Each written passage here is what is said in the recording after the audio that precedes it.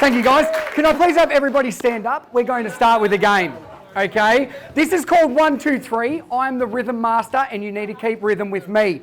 When I say 1, you need to go 1, 1, 1. Well done. Guys, you are killing it already. I love this. When I say 2, we need to go 1. Gotcha. 2. 1. Nice, well done. And the last one, why it's called 1, 2, 3, you've guessed it. When I say 3, you need to go 3. 2. 1. 1. 1. 3. Alrighty, well done. Now, stay up, stay up. You have mastered that. We need to make it a little bit harder now. We're going to do some sequencing, okay? So we're going to do 2, then 1. And I'm going to say ready, set, and on go, we're going to do that, okay? So 2, then 1. Ready, set, go. All right, nice work. Let's make it a little bit harder again. This time it is going to be 3, then 2. 3, then 2. Okay, ready, set, go. All right, we're picking the pace up. I like it now. The game is called 1, 2, 3 for a reason. 1, 2, 3. We're going to do that now, okay? Ready, set, go.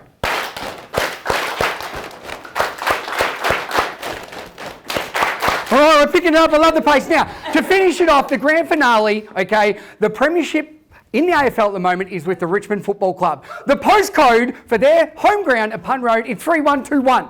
All right? So we are going to be premiership superstars today. 3, 1, 2, 1. Ready, set, go.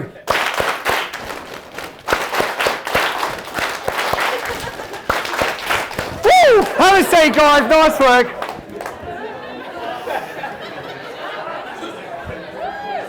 Now, I want you to remember those feelings that you had during that activity, because today I'm going to share a couple of different stories. And the first one is a pursuit for the first 30 years of my life that I had to try and find happiness. And I thought I was doing it all right. I was working really hard. I was chasing all these things. And it went a little bit like this. I'll be happy when I finish high school. I'll be happy when I get to university. I'll be happy when I get a job. When I get that job, I want a promotion. Then I'll be happy when I buy a new car, when I buy a house. If you're tired listening to that, I was tired living that dream. Okay, and what I found was each time I reached one of these goals, I wouldn't celebrate it. I was on to the next one. I was delaying gratification and I wasn't celebrating any wins. And I was chasing these goals, these possessions, these status. And the more you do that, it really, really affects your happiness. As well as that, like this cow here, I thought the grass was greener on the other side.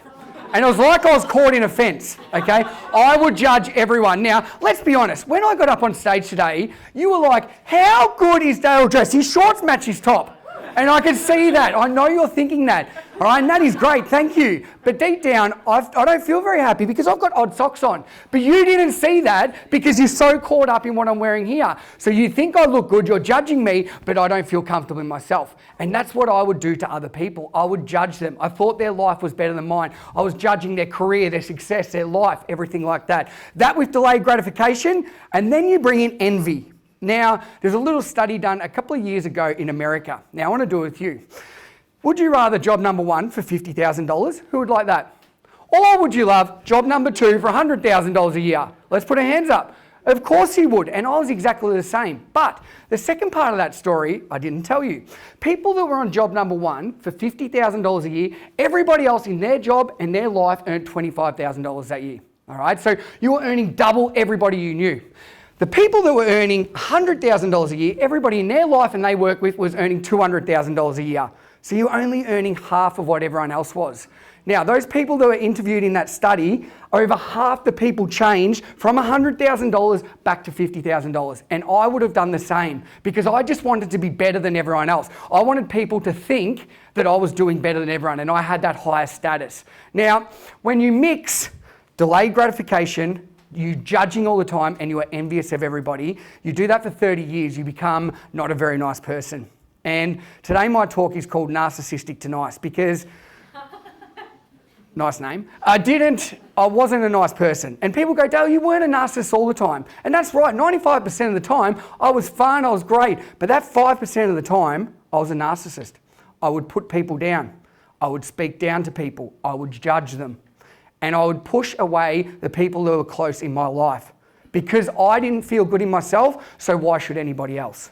All right? And what I found, after 30 years of working my backside off, doing all these different things, I was not in a good place. I was anxious, I was depressed, and I'd hit a roadblock. So what I want to talk to you about today is we've got old Dale here, new Dale now. How did I go from narcissistic to nice, and what did I do to get that way? All right. The first thing I did as a school teacher, I went back to my roots and watching young kids play. They're running around, they're moving, they're interacting, they're socialising, and they are having fun. Now, what happens the older we get? We finish primary school, we go to high school. Life takes over, we get stressed, we get tests, we have to be serious. Once we finish high school, we get a job, we get married, we get a family. What ends up happening is we don't have time to have fun. We don't have time to play. All right. Now, I want you to think back to when you were playing that game 1, 2, 3 with me. Some of you were great, some of you weren't. All right. And that doesn't matter. It's not the point about winning or losing. It's about the feeling you had during that game. Now, I want you to think what was going through your head. You weren't thinking about, did I feed the cat this morning? What are the kids doing today? Have I paid this month's mortgage? Because you were so present, it wasn't funny. Now, I call this play-based mindfulness. All right, when there is nothing else going on, that you are so present. And that is something that we really struggle with in today's life. All right, so for me, I needed to get this back in my day when I wasn't feeling well. And so I scheduled a play date. Every single day, I said, non-negotiable, 10 minutes every day, I need to do some form of play or some sort of fun.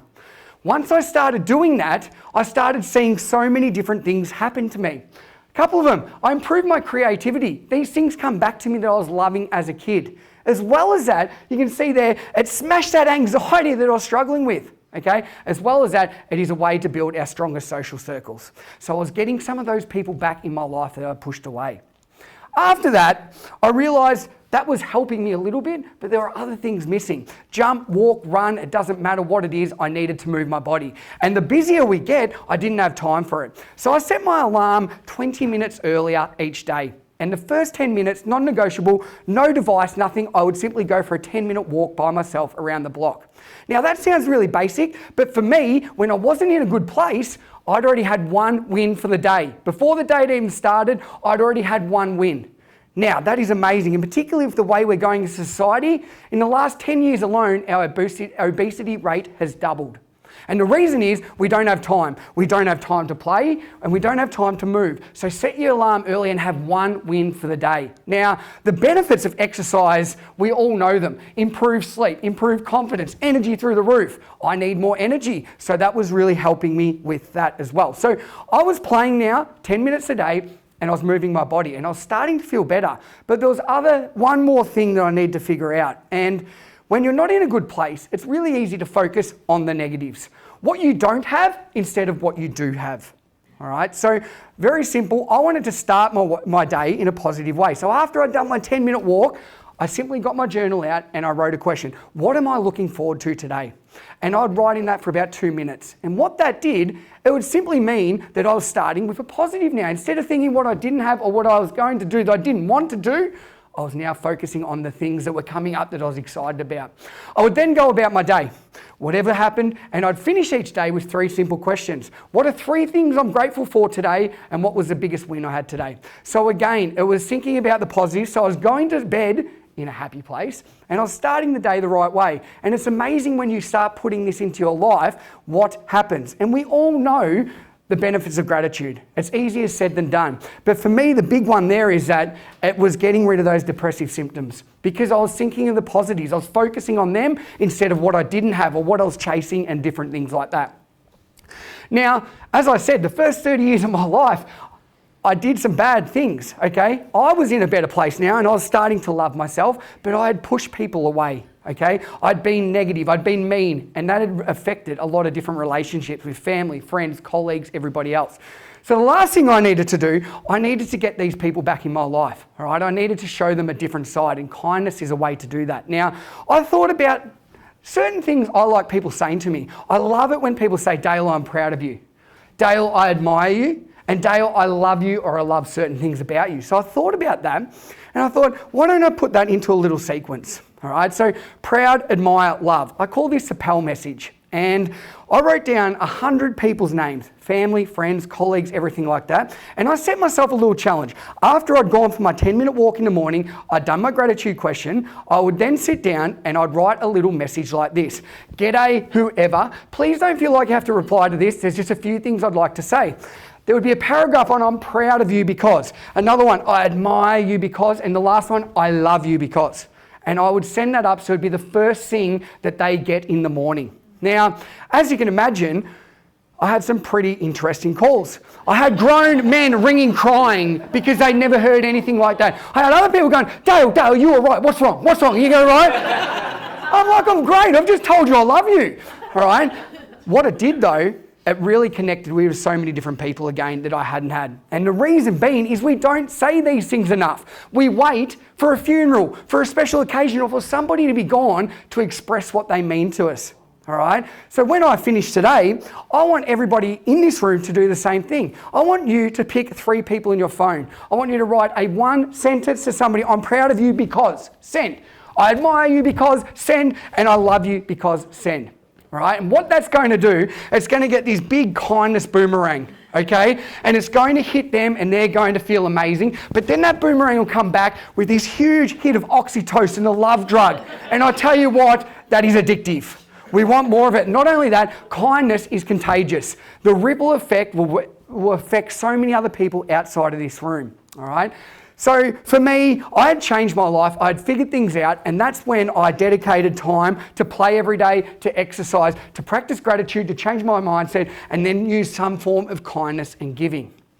Now, today is all about future insight, to getting the best out of your future. And I want to leave you with a couple of different things that I've figured out from obviously the first 30 years of my life to the last 4 now.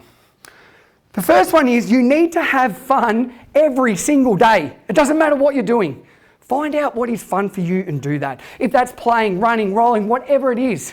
It doesn't matter if you're looking in that mirror and you're the old lion or the young cat. Okay, whatever your reflection is, you need to find that inner child and you need to have fun. Think of young kids. They have play dates all the time. Mum, Dad, can I have a play date? Can I go to Billy's? Can I go to Jimmy's? Sarah's coming over. We need to do that as adults. You need to set time aside in our crazy busy lives, 10 minutes a day to have fun, to play, to connect with others. It is essential.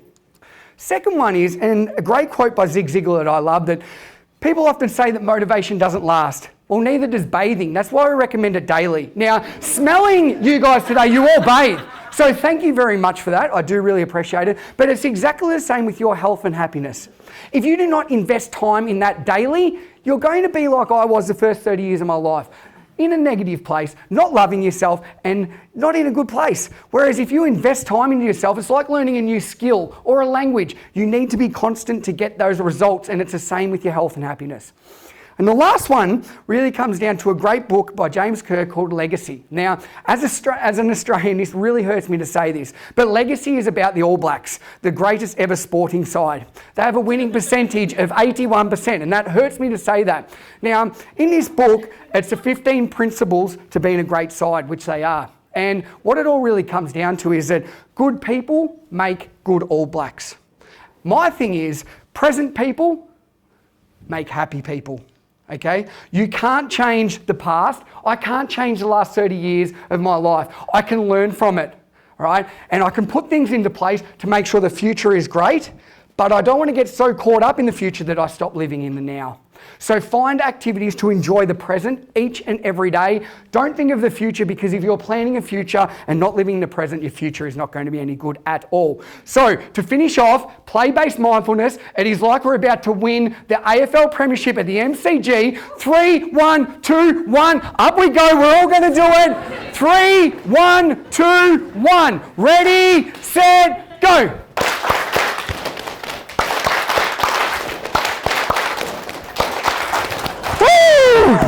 Thank you very much, guys.